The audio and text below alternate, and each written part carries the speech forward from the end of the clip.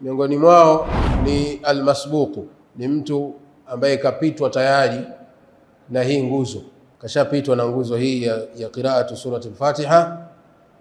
Kadhalika amemkuta imamu yupo rukuu, imamu kashasoma sura zote, kashaenda rukuu, na yeye ndo anaingia msikitini, anataka wahi ile rakaa, anatakiwa afanyeje?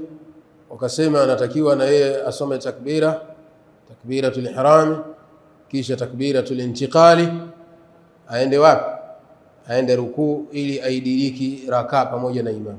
Kwa anapokuwa amesoma takbira na akaenda rukuu, Allahu akbar takbiratul ihrami, Allahu akbar takbira ya intiqali. Na hapa wengi wanakosea. Mtu akikuta imamu ipo rukuu, anaunga, anapiga takbira moja kwa moja, anaenda rukuu. Hadha khata.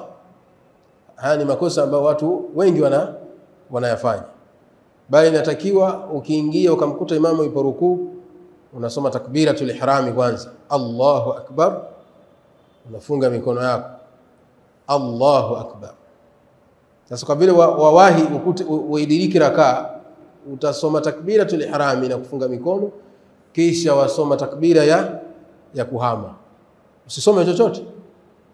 Ukisoma hutomdiriki tena kule. Sawa sawa. Kwa ile ya kuunganisha Allahu akbar unaenda rukuu ni makosa.